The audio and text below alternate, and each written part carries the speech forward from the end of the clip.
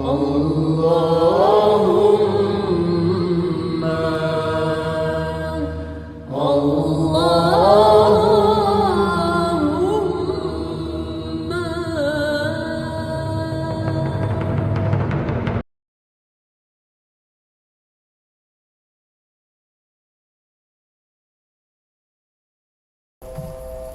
പറഞ്ഞത് ഖുർആനെ അള്ളാഹു നമുക്ക് നൽകിയിരിക്കുന്നത് ഏതെങ്കിലും ഊഹാപോഹങ്ങളുടെ അടിസ്ഥാനത്തിലല്ല, മറിച്ച് ഇൽമിൻ്റെ അറിവ്, വിജ്ഞാനം ഇവയെല്ലാം അടിസ്ഥാനപ്പെടുത്തിയാണ് ഖുർആനിൻ്റെ എല്ലാ ആയത്തുകളും നമുക്ക് പഠിക്കുവാൻ വേണ്ടി നൽകിയിരിക്കുന്നത് എന്നാണ്. ലോകത്ത്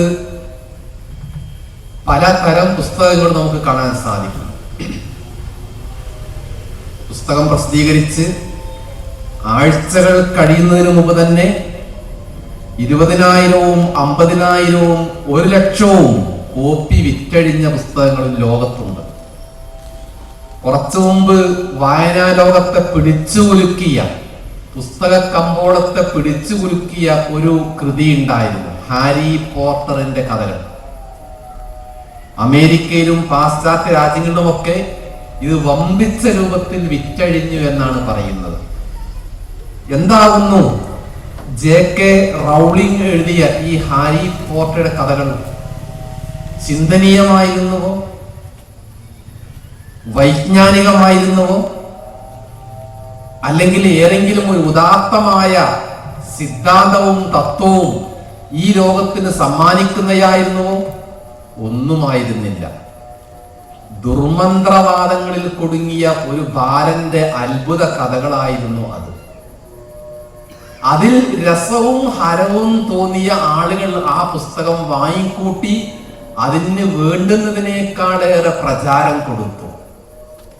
നാം പറയുന്നത് ഇന്നത്തെ വായനാ ലോകത്ത്, ഇന്നത്തെ ഗ്രന്ഥലോകത്ത് പുസ്തകത്തിന്റെ ന്യായവും അന്യായവും നോക്കാതെ, പുസ്തകത്തിന്റെ വൈജ്ഞാനികമായ കണ്ടന്റ്, വൈജ്ഞാനിക ശേഖരം വിലയിരുത്താതെയാണ് ഈ പറഞ്ഞ പോലെ ഓരോ പുസ്തകങ്ങളും പ്രസാധകന്മാരും സ്കൂപ്പ് നേടിക്കൊണ്ടിരിക്കുന്നത്.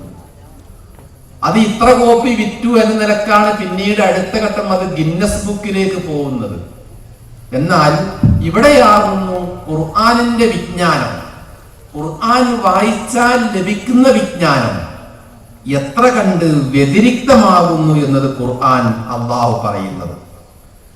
അള്ളാഹുവിന്റെ അഭിപ്രായത്തിൽ, ഖുർആനിന്റെ അഭിപ്രായത്തിൽ വായന നൽകുന്ന അറിവുകൾ ഒരു മനുഷ്യന്റെ കാഴ്ചപ്പാടുകളെ നിർണയിക്കുന്നതിലും അവന്റെ ചിന്തയെ ക്രമീകരിക്കുന്നതിലും അവനെ പ്രവർത്തന സജ്ജമാക്കുന്നതിലും ഓരോ വായനക്കും വലിയ പങ്കുണ്ട് എന്ന കാര്യമാണ്. ഖുർആനിൽ 114 അധ്യായങ്ങളുണ്ട്, 6000-ത്തിലധികം ആയത്തുകളുണ്ട്. ഈ പറഞ്ഞ ഓരോ അധ്യായങ്ങൾക്കും ആയത്തുകൾക്കും, ഇനി ഈ ആയത്തുകളിലുള്ള ഓരോ പദങ്ങൾക്കും വാക്കുകൾക്കുമൊക്കെ ഇങ്ങനെ മനുഷ്യനെ ശാക്തീകരിക്കാൻ കഴിയുമെന്നാകുന്നു അള്ളാഹു പറഞ്ഞത്. അത്തരത്തിലുള്ള ഒരു ശാക്തീകരണം സാധ്യമാകുമ്പോഴാണ് ഈമാനികമായി തന്നെ, വിശ്വാസപരമായി തന്നെ നമുക്കൊരു ഉണർവും ആവേശവും താല്പര്യവുമെല്ലാം ഉണ്ടാകുന്നത്.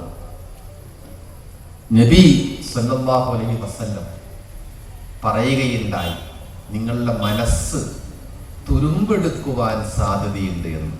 ഇന്നൽ ഖുലൂബ തസ്ദഉ കമാ യസ്ദഉൽ ഹദീദ്. ഇരുമ്പ് തുരുമ്പെടുക്കുന്നത് പോലെ നിങ്ങളുടെ മനസ്സ് തുരുമ്പെടുക്കുമെന്ന് അദ്ദേഹം പ്രവചിക്കുകയുണ്ടായി. ഇരുമ്പ് നാം പുറത്ത് കൂട്ടിയിട്ടാൽ 1-2 ദിവസവും മഞ്ഞും മഴയും വെയിലും കൊണ്ടാൽ അതിൽ തുരുമ്പ് വരും. ആ തുരുമ്പ് അങ്ങനെ തന്നെ വിട്ടുപോവുകയാണെങ്കിലോ മറ്റേ ദ്രവിച്ചു പോകും. ഇതുപോലെ മനസ്സും തുരുമ്പെടുത്ത് ദ്രവിച്ചു പോകും. അപ്പോൾ സ്വഹാബികൾ ചോദിച്ചു, പ്രവാചകരെ, എങ്ങനെയാകുന്നു തുരുമ്പെടുക്കാതെ സൂക്ഷിക്കുക എന്ന്? മനുഷ്യന്റെ അമൂല്യമായ ചിന്തകളുടെയും വിചാരങ്ങളുടെയും എല്ലാം അത്താണിയായ ഈ മനസ്സ് ദ്രവിച്ചു പോവാതെ എങ്ങനെ സൂക്ഷിക്കാം എന്ന് അദ്ദേഹത്തോട് ചോദിച്ചപ്പോൾ അദ്ദേഹം പറഞ്ഞു, 2 കാര്യമേ ഉള്ളൂ ദ്രവിക്കാതിരിക്കണമെങ്കിൽ. ഒന്ന് തിലാവത്തുൽ ഖുർആൻ, ഖുർആൻ പാരായണം ചെയ്തുകൊണ്ടിരുന്നാൽ മതി.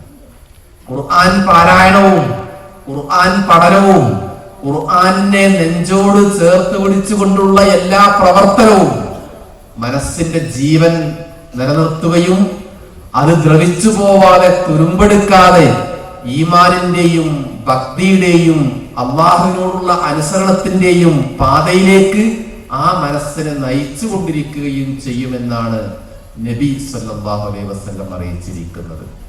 അത്തരത്തിലുള്ള ദ്രവിച്ചു പോവാത്ത എന്നെന്നും സജീവമായി ചിന്തിക്കുവാനും പഠിക്കുവാനും സ്വയം താല്പര്യം കാണിക്കുന്ന രൂപത്തിലാണ് പഠിക്കാനിരിക്കുന്ന വായിച്ചു കൊണ്ടിരിക്കുന്ന ഓരോ ആയത്തിലൂടെയും വൈജ്ഞാനികമായ ശേഖരങ്ങൾ വിശ്വാസിയെ തേടിക്കൊണ്ടിരിക്കുന്നത് എന്ന് ഖുർആൻ പറയുന്നു.